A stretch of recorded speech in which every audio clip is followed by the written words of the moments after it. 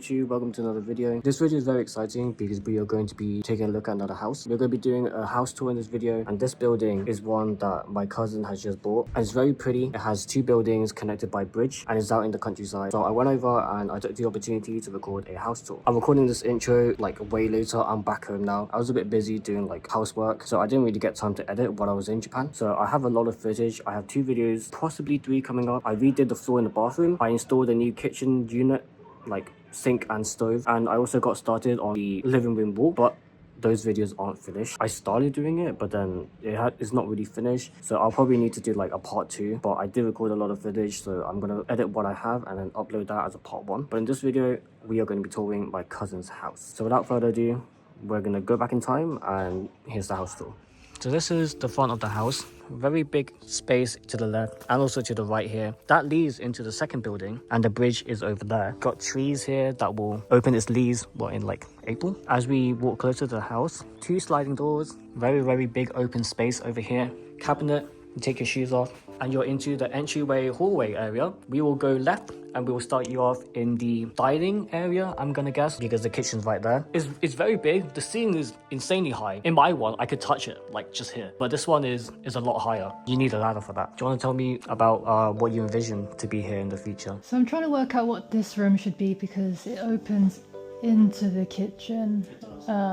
So I guess it has to be either a dining or living space, but the other rooms are all connected, so this one feels a little bit more separate. But I think I'll probably take out this rail at the top and then maybe put in some more like traditional like Norin hanging kind of curtains. But I'm trying to work out how to make this not feel too awkward, or perhaps completely take down this wall because I think this is just wood. Walking into the kitchen, it's a corner kitchen. I'm guessing you want to take out the entire kitchen and rebuild it? So yeah, literally just yesterday we took out all of these cabinets and we want to take out all the top bit as well, and replace a more kind of minimal sink. And I was thinking about retiling it all myself, but today one of the contractors did say it will be quite hard because it is like a lot of tiles, and yeah, it's pretty old, like some of it is kind of cracked.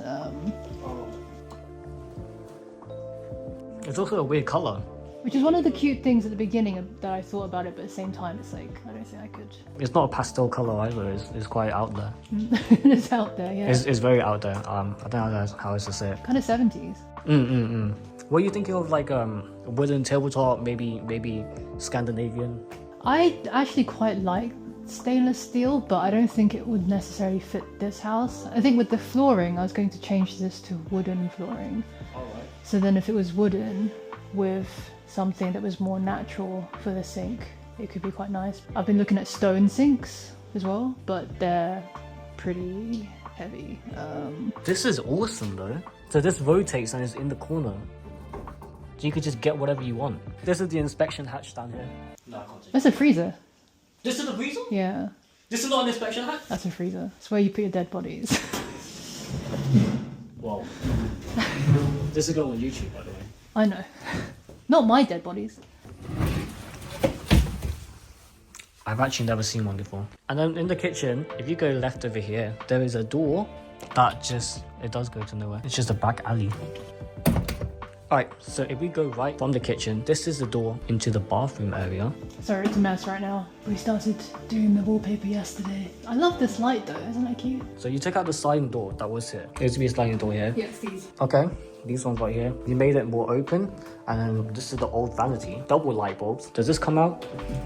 It does, okay. And then the sink is here. Nothing inside. But from here, inside here is the wet area, the massive, insanely steep bathtub. I think this is the same as mine. It's also blue. I mean, it's not that deep. It's insanely deep. It's very short though, so it feels like... It's crazy.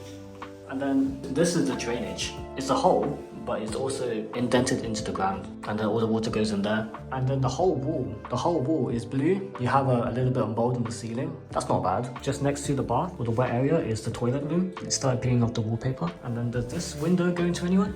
That's quite a nice view while you're taking your dump. And then walking out of the bathroom, back into the kitchen area. If we turn left, this is the main space, or one of the main space. This is a smaller room, and then that's the main space. It's multiple rooms connected by just sliding doors. So you have another one here and one over there, and these three are all connected. Yeah, I guess it's just shelves, and I was thinking about redoing this but keeping it shelves so it can be all records and books, and have like a little library, or an extension of this will be more like a listening room. But like a beanbag in here, or like a sitting area. Yeah, something kind of cozy. And then this is the furthest room from the kitchen. On the left here, you also have a bigger space, a bigger room with 2 cupboards. You got spider webs here too. This is a sliding door, and then it goes into the backyard. Over there was a toilet where we just were, looking out into here. This is a little shrine area space. And if we walk over here, we have a little walkway area with a very nice view into the main garden. And then if we go through this door, on the other side of here is the bridge. It's the bridge into the second building, which is a lot older than the main one. It's quite a nice view from here. You have the smaller garden area on this side, and over here you have the main garden with all the stones and the path and the walkways. And then this is the second building. It looks haunted, but my cousin did have a monk come in here to bless it. So I don't think it's haunted anymore, hopefully not. This is just a room with not much inside. So this house was going to be not rooms, but this was going to be more of an exhibition space. So I was going to just take out all of the sliding doors and walls and then just paint everything white. As you can see, there's like cracks and things that probably are quite dangerous at the moment. There's not a lot going on in this room. I had to turn on my flashlight because the electricity doesn't work in here. There's also 2 rooms joined by a sliding door, and then this is a solid wall, and then on the other side of the solid wall, which we saw earlier, was another smaller room. But this space has a lot of potential because you can't see it now. These are also sliding glass doors with wooden shades in front of it. So if we were to take all of these out, it would look like on the other side where we could see into the garden. And there's already a walkway that goes out. There's one on that side as well, which is just from over there. But the sun sets on this side, not here. The sun sets over there. So if there were windows over here, then there'd be a lot of natural sunlight coming in. And actually, if we go to the left side, in this smaller separate room, there was a window here, but they patched it up with plywood. I'm not sure what happened. But if this was, a window space, then there'd be a lot of sunlight coming in, and I think it'd look great. But my cousin did tell me that on the other side of this wall was the neighbor's house, but it's not their house. It's also their second house. Similar to this, it's also like a hut. So this is the second, smaller house area. There's a lot of work that needs to be done. It's completely wrecked. There's no electricity. Apparently the roof needs to be redone, and the floor is also, there's a lot of gaps. It's all creaky, it's all old, so there's a lot of work that needs to be done here. And actually, I've got to show you guys, but over here you can see the outside from the inside. That is a big problem. That definitely needs to be changed. But at the same time, there's a lot of potential for this space here. Brighten this place up, put some lights in here. But the real prize is, I think, the garden. I think the garden is amazing, especially when you're crossing this bridge here. It's amazing. So walking back into the main house area, this floor out here is actually tilted. When you first step onto it, you could just tell straight away that it's slanted like this. So this needs to be changed. But the main building is very big, high ceilings, and is also quite spacious. There's nothing here right now. She got the keys like 3 days ago, so she's not sleeping here. She's living in an Airbnb because it's really cold. These traditional houses, they're not built to insulate, they're built to breathe. So that's why we have tatami, and that's why the mud walls are here. So it's good for the summer because it gets really hot in the summer, but in the winter it's terrible. And even in April, it's still pretty bad, even though it's pretty hot during the day. When it comes night and the early morning, it's gonna be freezing. But this is the place. I think the kitchen can definitely be better, and also the bathroom. The toilet kind of looks haunted right now, and this needs to go. That needs to go. Other than that though, this is quite a nice space. I'm jealous. I'm very jealous. So this place was originally listed for 8 million yen, but she talked them down and offered 7.1, and they accepted, so that's the price she paid. This is before breakage fee and agent and all the stamp duty and everything. But 7.1 for this place, what do you guys think?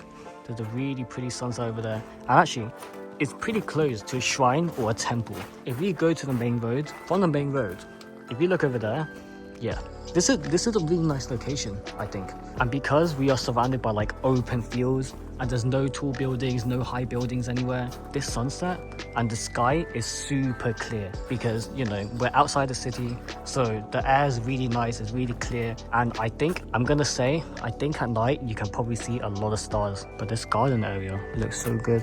So let's walk through the garden area. You have these stone paths here massive stone paths. One of them leads into the main building.